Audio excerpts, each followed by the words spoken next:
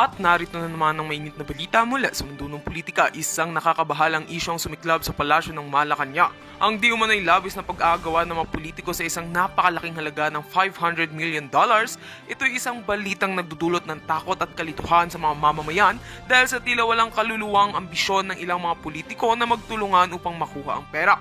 Ngayon tatalakayin natin ang mga detalye ng kasong ito at ang mga posibleng epekto nito sa ating bansa. Ayon sa mga pinagkakatiwalang sources mula sa loob ng palasyo, ang nasabing halaga ng $500 million ay itinago sa isang secret fund at ang mga nagnanais makuha ito ay mga kilalang politiko na may matataas na posisyon sa gobyerno.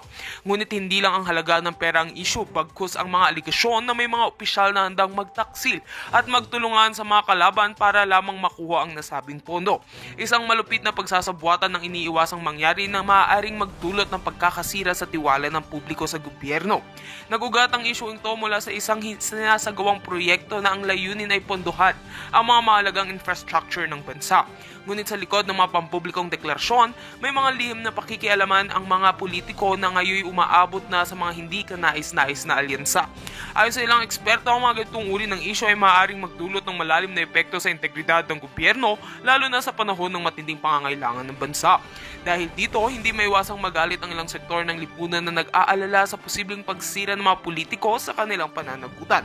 Sabi ng mga kritiko, ang pagpapakita ng ganitong klase ng kasakiman sa kapangyarihan ay magpapahina sa ating mga institusyon at magdudulot ng pagkakawatak-watak sa bansa. Habang patuloy ang investigasyon, ang mga mamamayan ay hinihikayat na maging mapanuri at magmatsyag sa mga susunod na pangyayari. Samantala, ang mga leader ng gobyerno ay nagsasabing magpapatuloy ang mga investigasyon upang matukoy ang mga taong may sala at mapanagot sila sa kanilang mga aksyon. Hindi nila papayagan na mangyari ang ganitong uri ng kataulian at tiniyak nilang ipagpapatuloy nila ang pagtutok sa mga isyong ito upang hindi na maulit.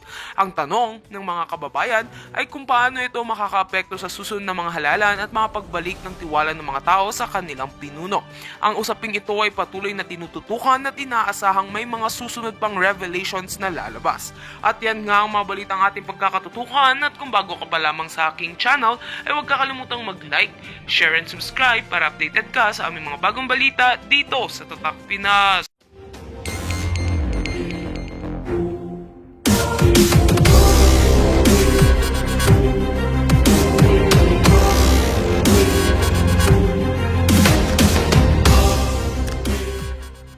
Nagbabalik na naman ang inyong tagapaglingkod ng mga balita at pawang katotohanan lamang. Naging mainit nga na usapin sa mundo ng social media. Isang kontrobersya ang sumiklab sa palasyo matapos mabunyag ang di umano'y pagkakagulo sa pagitan ng mga opisyal dahil sa malaking halagang pera. Ang isyong ito ay nakonsinti sa $500 million na sinasabing pinag-aagawan ng mga politiko sa loob ng gobyerno. Nagkaroon ng laglagak kung saan nagsimula nang magturuan ang mga sangkot na opisyal upang mailigtas ang kanilang sarili. Ang nasabing pondo ay hinihinalang bahagi ng malawakang katiwalian na naglalayong makalamang sa kaban ng bayan. Dahil sa isyong ito, lumabas ang aligasyon tungkol sa kawalan ng tiwala sa isa't isa ng mga nasa kapangyarihan. Sinasabing ang isyu ay maaaring magdulot ng paglalantad ng mas malaking anomalya sa pamahalaan. Nagbigay ng babala ang ilan sa mga kritiko na ito'y malinaw na halimbawa ng malalim na ugat ng korupsyon. Ilang whistleblower ang nagsimula ng magsalita tungkol sa mga transaksyong naganap sa likod ng isyong ito. Sa kabila ng kontrobersya, tikom ang bibig ng ilang matataas na opisyal na maaaring direktang sangkot. Ang mga mamamayan ay nananawagan ng malawakang imbestigasyon upang makamit ang katarungan. Nangako ang ilang mambabatas na siyasatin ang isyong ito sa pamamagitan ng imbestigasyon sa Senado. Gayunpaman, may agam-agam na maaaring magresulta lamang ito sa isang palabas na walang konkretong resulta. Ang oposisyon ay nagtulak para sa mas malinaw na transparency sa paggamit ng pondo ng bayan. Ang sinasabing kontrobersya ay nagdulot ng matinding pagkadismayal ng publiko sa kasalukuyang pamahalaan. Kung hindi maayos ang isyong ito, maaari itong magdulot ng mas malalim na pagwatak-watak sa hanay ng gobyerno at mamamayan. Well mga kaibigan, Para nga sa karagdagang impormasyon, panoorin nga natin ang buong video. At kung bago ka pa man sa akin channel, huwag kalimutan i-click ang subscribe button at notification bell para lagi kang updated sa ating mga bagong video. At para sa solid viewers natin dyan, maraming salamat sa walang sawang pagsuporta. Kaya so nanonood kayo, wala namang problema. Kahit na kakambing, okay lang. Ang importante makatulong sa inyo ang $50 pang shopping, di ba? Bonggang-bongga. Okay, so we have 4 winners left. Okay, bago tayo magtuloy-tuloy ng ating bakbakan today, 4 winners. Okay, 4 winners left. 4 winners. Tignan natin. Ayan. Okay, so habang habang ako ay naghahanap pa ng mga susunod na winners, teka muna. Okay, mukhang may mananalo na naman. Tignan natin. Maghanap ako ng tanong. Maghanap tayo ng tanong.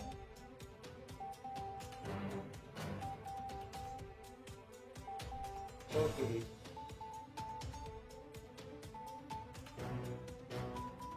Alright.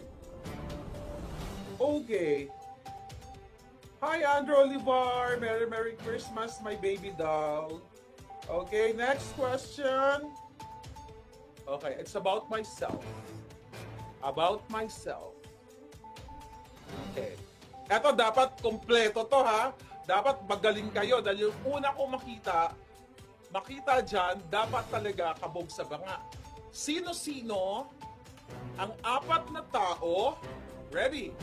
Sino-sino ang 4 na tao na inutusan ni Lisa Tanas at ni Bongbong Marcos Bangag para kasuhan ako dito sa Amerika? 4 na tao ang nagkaso sa akin. Kailangan kompleto ang kanilang pangalan. Go! Ng defamation case. At ang isa ay dismiss na. Sino-sino yung 4 na tao na nagkaso sa akin dito sa Amerika? Ay nako, mukhang walang nakahula. 4, dapat kompleto yon. 4 na tao ang nagkaso sa akin, mga hita dito sa Amerika, ha? Sa Amerika. Nako, mahirap yan. Dapat kompleto. 4 kompleto yan. Dapat kompleto. Sige, magbaabang ako dito. Oh my God, ito na. Teka. Wait, ito. Teka, wait, kulang. May nakita ko kanina pero kulang. No, Pamela kulang. Hindi si Tonying Taberna hindi ako kinasuhan sa Amerika, sa Pilipinas. Sa Amerika, we're talking about here in Nako,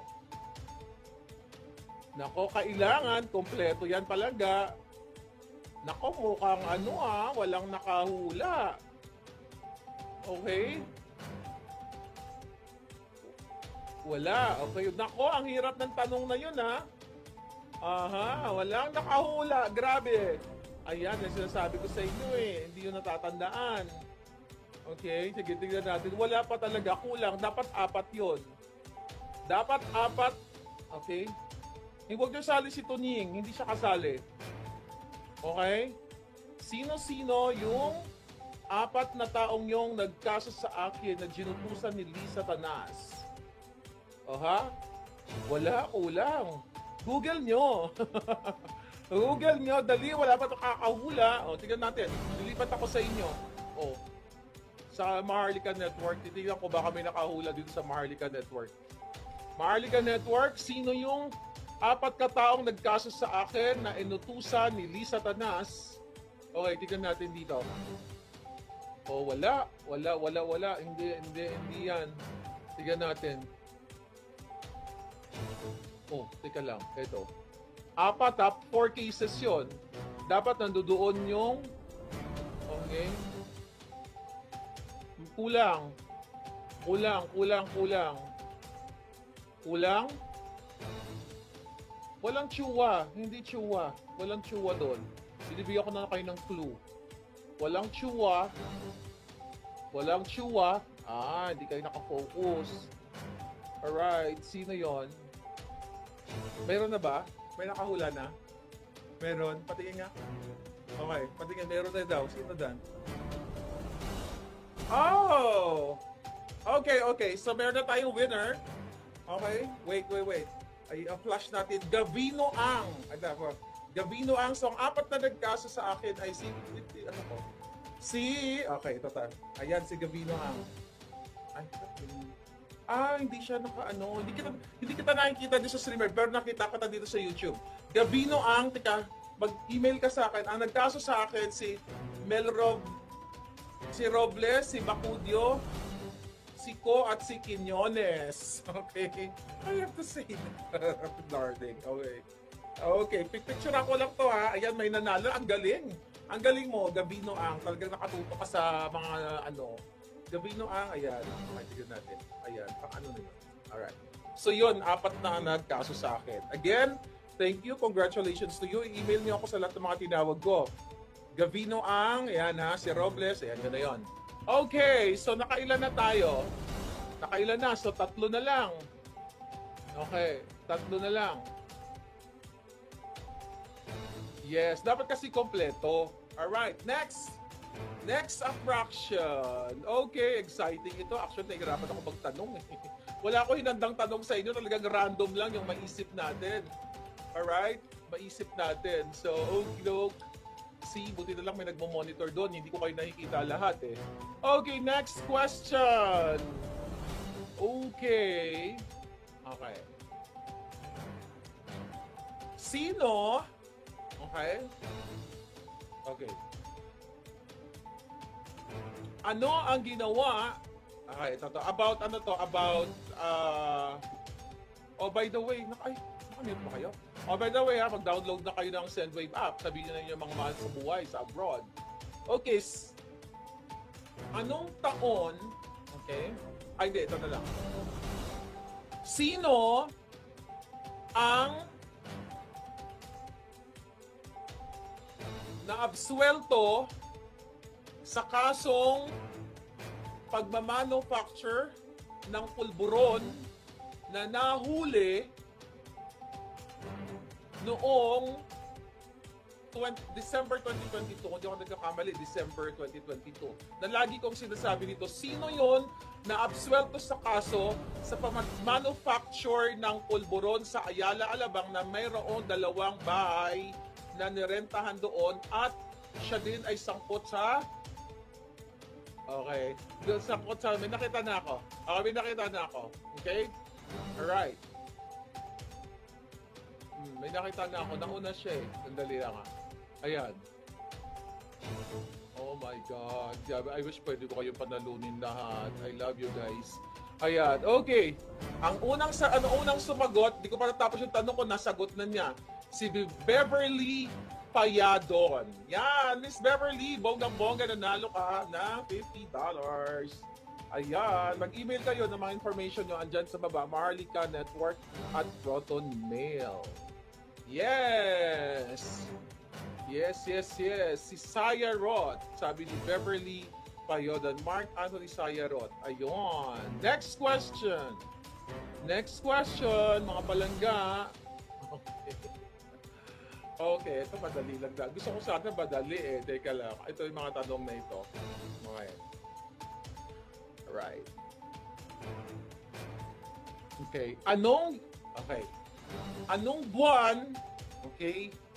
Anong buwan at taon una kong sinabi, dapat may date pala ito. Anong date at anong buwan nung una kong in-expose dito sa channel natin na itutumba ang mga vloggers, ang mga Duterte, si Pastor Kibuloy at gigipitin tayong lahat. Anong buwan at anong taon nung sinabi ko ang planong pagpapatumba ng mga bangag sa atin, vloggers, Duterte. Okay? Sinabi ko yun, like ko sinasabi yun sa vlog ko. Alright, tignan natin kung may date yun eh. May sinasabi akong date. Oh my God, eto na siya. May nanalo na. My God, ba't ang gagaling ninyo? Parang gusto kong dalawang papanalunin ko dito. Dalawa papanalunin ko kasi ang galing eh. Okay, una kong papanalunin dito si Lurly Sunga. Ibig sabihin, follower ka talaga palangga. Ayan, nanalo ka ng $50. Ikaw ang nanalo, November 18, 2022. Sinabi ko yon. Kanina may nakita din ako at gusto ko rin siya papanalunin kasi ibig sabihin nakatutok pa talaga kayo palangga. Asan na siya? November 18, hanapin ko lang yun ha. Nako, sana ikaw na yung palangga. Huwag ka mawala. Okay, huwag ka mawala. Nakita kita kanina. Alright, ikaw yung una eh. Teka lang. Okay, nawala. Okay, December. Sorry pa. Ito. Ito siya yung una. Ayan. Angela Mahiro. Ay, no. Mali palangga. 2024, no. I think nagkamali ka lang. Sige, panalunin na kita. Kasi tama naman yung date mo, November 18. No, pero tama yung November 18, pero nagkamali ka lang siguro sa date. Sige na kasi nabanggit na kita yung pangalan mo. Ayoko namang mapahiya ka palangga. So, papanalunin na kita. Although, ano lang yan, typographical. Alam ko, November 18. O, di ba? Ayan na, nanalo ka. Pero ang importante, alam mo yung date. So, I know for sure, okay, okay, ilan na yun? Parang gusto ko na lang mamigay ng pera. Okay. Tignan natin kung ilan na yung nanalo. Baka sobra na. Okay, tignan natin. 1, 2, 3, 4, 5. 6, 7, 8, 9, 10. Ay, 10 na yun. Ito, bonus. Galing sa akin. Galing pa rin sa akin. Okay. Dahil gusto ko kayong panalunin lahat, titingan ako, pipili ako coming from, wala nang tanong-tanong, pipili na lang ako. Okay, dahil, okay. Mukhang dami ninyo. O pwede ba, tiga ano na lang kayo? Pwede ba itong pipiliin ko, tig 1,000 na lang? Galing to sa akin, tig 1,000 na lang. Okay lang ba yon? You say yes. Kasi ano na lang to, consolation prize eh. Yun kasi yung unang tig $50 galing sa Sendwave. Ito galing sa akin. Ito tig 1,000 na lang kasi ang gagaling ninyo. Pipili ako ng 5. Okay? Pipili ako ng 5, tig 1,000. Alright, wala nang tanong. Okay? Ayan na, pipili na lang ako ha. Okay, tignan sa kabila. Tigko 1,000 na lang to palangga. Galing na lang to sa akin. I-Gcash ko sa inyo. Ngayon, i-Gcash ko. Yung sa Sendwave, i-email pa nila kayo. Okay, here we go. Number 1, ito 1,000 na lang to palangga. Consolation prize. Kasi ang dami nyo talagang nakasunod sa akin. So, I wish pwede ko kayong bigyan lahat. Here we go. Yan. Alright. Ito si Joanna. Joanna, 1,000 pesos for you. Okay, Gcash ko yan. I-email mo ako dyan. Next. 1,000 na lang yan ha. Okay. Kasi ano yan, consolation. Okay, balik ako dun sa kabila. Tignan natin to. Okay, balik tayo doon sa kabila. Okay, Merry Christmas. Okay, pipili tayo ng mga palangga ko na lagi kong nakikita dito. Consolation prize. Alright? Okay. Next. Okay, bibigyan natin ng bonus. Ay, no, consolation prize. 1,000 each. Here we go. Naku, ang dami kasi palangga. Nawawala yung mga pangalan. Okay. Okay, here we go. Grabe, ang dami. Bakit nawala yung mga sagot nyo? Puro yes na lang. Yes, okay. Kung papayag kayo sa consolation prize. Yes, 1,000. Ay, ito. May nakita na ako. Okay. Oh my goodness, ang dami, oh. Oh. Alright. Okay, consolation prize. Alright, 1,000 na lang to, Okay. 1,000 pesos says. Grabe, ang dami. Hindi nawawala. Ano, sana kayo? Oh.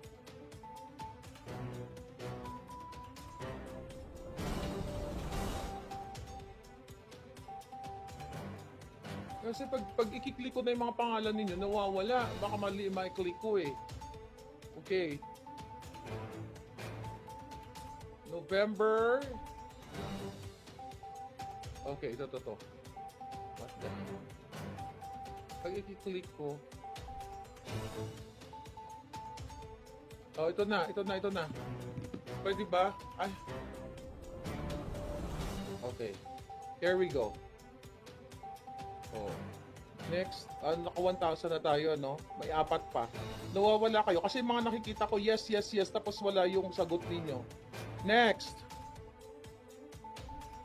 Okay, simulan ko. Magpaulit-ulit na lang kayo ng ano. Oh, okay daw.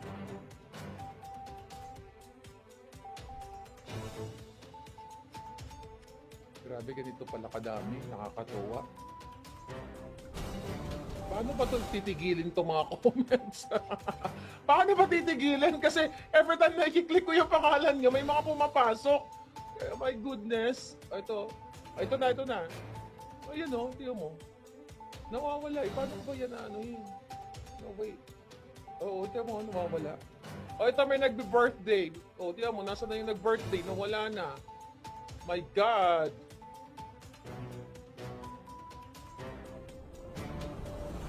Yan. Paano ba yan ganyan? Makita yung julon mo. Oh my God.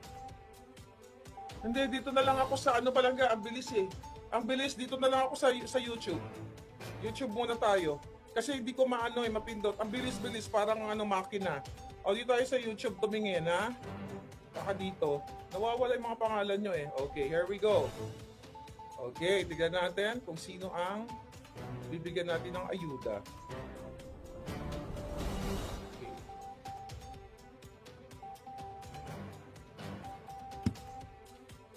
Ayaw din dito, ba't gano'n? Bakit kasi ayaw tumigil? Okay, once na ipipindutin ko yung pangalan, napapalitan ng ibang pangalan. So, nahihirapan ako. Teka, ito na. November 18. Okay, ito. Ito na lang nga. Si Helen. Helen, nasaan ka na? Yung Helen. Okay.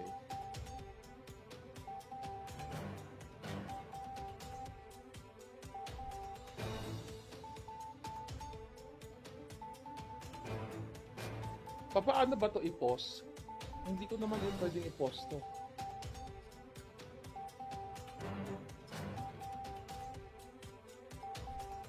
That's it. Oh, ito na nga. Sorry ah.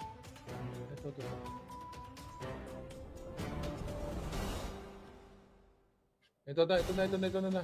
Birthday yung nag-birthday. Maraming nagbe-birthday. Bigyan na natin to. Sandali yung nagbe-birthday. Sandali. Oh my goodness. Yung nag-birthday. Sorry naman yung mga nagbe-birthday. Hindi ko nakikita. Nawawala kayo. Okay. Ito pa birthday. Yan na. Nakahuli tayo. Jerilyn Quizon. Ayan, may 1,000 ka pa birthday. Ayan, nakahuli tayo. Buti hindi iba lumabas. Ayan na. O, tatlo pa. Okay. Ang bilis talaga eh. Inuhuli ko para ako nanguhuli ng isda. Alright. Happy New Year. Okay. Oh, ito na. Yes to 1K daw. Ako na magtanong, bibigay na lang natin.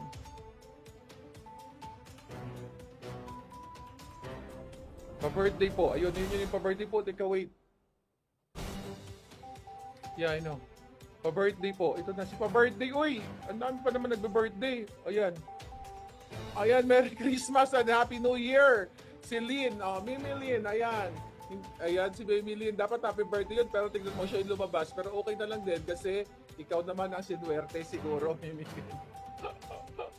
Ay, nako. Ayan, November 18, 2022, my birthday. Sabi ni Mindanao, get 1,000. Ilan na yun? Kailan na ako? Dalawa pa. Two more. Okay. 2 more para matapos na to. Lahat nagbe-birthday na tuloy. I-message nyo ako dyan ha. May screenshot ako yung inyong ano. Okay, si Ferdinand Tolosa. Ayan, Ferdinand Tolosa, you won. Ayan, hindi ka natatanggal eh. Dahil nga masyadong mabilis. Ayan, nanalo ka ng 1,000. Isa na lang. Ang swerte ay punta tayo kay Maharlika Network. Sino ang nanalo? Ang hirap pala ng ganito. Nakakaloka. Ang dami sunod-sunod. Okay, next. Sino ang susunod na bibigyan natin sa Maharlika Network? Okay, ito na lang. Umaapila eh. Umaapila ito si Palangga. Okay. Ito si MG Fred. O, yan, MG Fred, ikaw na nanalo. Umaapila ka. Tama po sagot ko, ma. Merry Christmas. Ayan na. Alright, so hanggang doon na lang muna Palangga ang ating giveaway. I'm sorry sa hindi na nanalo. Nasusunod na lang muli at huwag kayong mag-alala dyan at for sure,